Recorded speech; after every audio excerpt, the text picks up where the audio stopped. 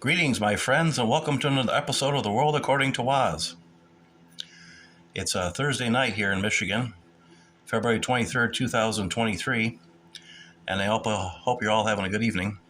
I want to start out talking about Donald Trump and East Palestine, Ohio. Donald Trump went down to East Palestine to actually check things out and bring a bunch of cases of water, got pallets of water he brought in. Went to McDonald's there, bought a bunch of food for the police and the fire department down there, and guess he actually bought lunch for everybody in the restaurant at the time. So we got Donald Trump. He's got time for Americans, but Joe Biden doesn't. Joe Biden went to Ukraine to give them more of our tax money. Instead of giving money to the people of East Palestine, Ohio, to help them out, he's giving our tax money away to Ukraine. You know, say what you will about Donald Trump, but he obviously loves America. He's always been America first. He believes in the American people. And Joe Biden, I don't know, his allegiance lies elsewhere. And our dear friend Pete Buttigieg, Butt Plug Pete, as I like to call him, he's suddenly now announced he's coming to East Palestine. He's basically been shamed into it by Donald Trump showing him up. You know, it's pretty sad when you've got a president and an administration that just doesn't care about America when Americans are suffering. And we've all seen the videos there. We've seen people who live in the area talk about how bad it is. It's gotten to the point now where some people are actually coughing up blood from this. And we can't blame everything, obviously, on Biden. More of the blame has to be on the local government in Ohio. They're the ones who said it was a good idea to burn these chemicals, which made things even worse than they were after the spill. And so the governor of Ohio, Mike DeWine, bears some responsibility too. And of course, the main culprit is the train itself. You know what's interesting about this too is what's come out is they revealed that about 1,000 trains derail in our country every year.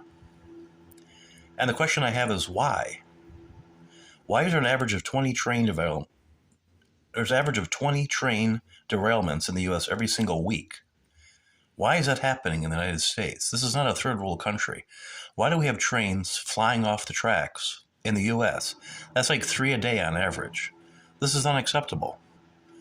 You know, instead of spending over $100 billion to keep the war in Ukraine going, which is basically what our government is doing, they're trying to prolong this war to make money for the people who make munitions and tanks and all this other stuff. Just like any of the other wars, the Afghan war, the Iraq war, everything was prolonged as long as possible to make some people money.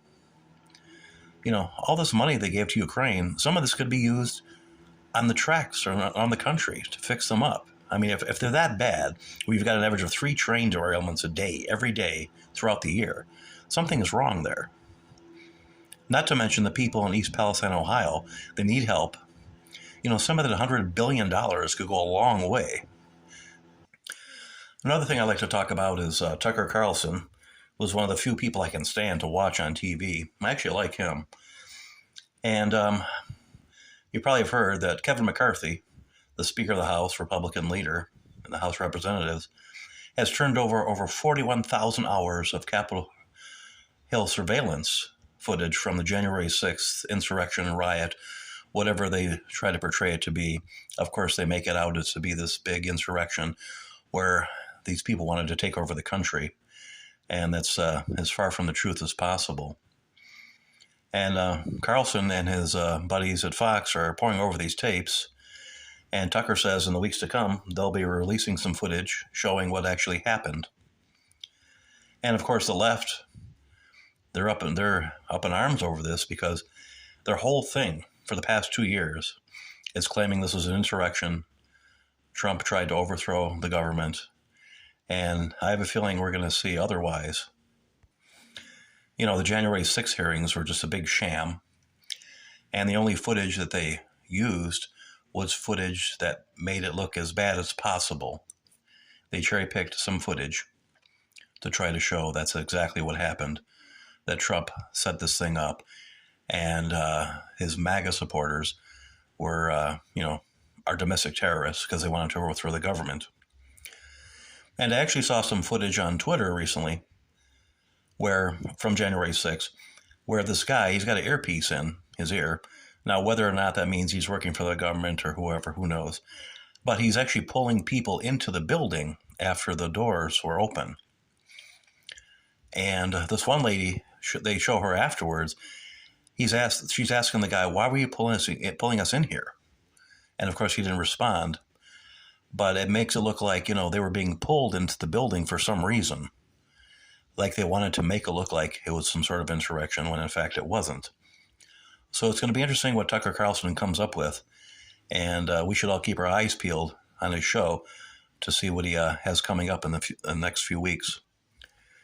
And I'd like to finish off with a story from Ontario, Canada, about a 16-year-old high school student who was suspended for protesting transgender students using the wrong bathroom.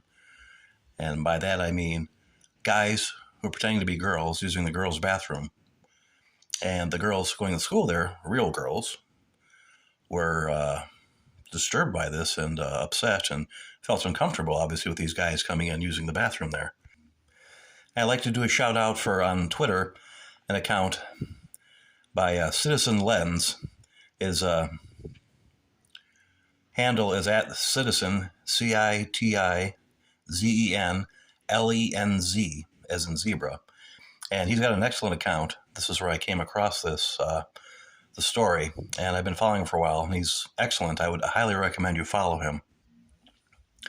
And in his post, he writes, 16-year-old Josh Alexander has been suspended from St. Joseph Catholic High School in Ontario, Canada, for protesting against transgender people using bathrooms and saying God created two genders. So he came out and said this and organized protests against, guys dressing as women and using the women's bathroom, and he got suspended for this. And again from the tweet, it says the leadership in the school told him that his continued attendance would be detrimental to the physical and mental well-being of transgender students. Now, what about the physical and mental well-being of actual women, females, teenage girls who want to go to the bathroom in privacy without having some guys in there who are dressing up as women? I guess if you're a straight female, you don't count. Only if you're transgender does it matter. And then Josh Alexander tried to come back to school, and he got arrested for trespassing. And again, I highly recommend you check out Citizen Lens on Twitter, and I'll retweet his post here so that you guys can check it out. He's got a lot of stuff on here. He's got a few tweets from Josh Alexander himself talking about what happened, and Josh being interviewed on TV about his ordeal. And it's just really sad, I talked about this before. I really don't care if someone considers themselves transgender or whatnot. But, again, this is a public school, and you're basically forcing girls to use the same bathroom as guys who are pretending to be women. And obviously they're not comfortable with this. There's a reason why we have separate men's and women's bathrooms. If it was no big deal, we would just all be using the same bathroom. But obviously that's not the case. There's a reason why we separate the bathrooms. And I don't know this is just ridiculous.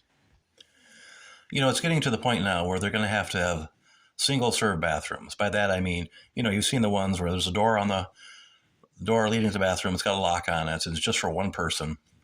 And so it doesn't matter if you're male or female or transgender or homosexual, whatever. It's just one person in there doing their thing.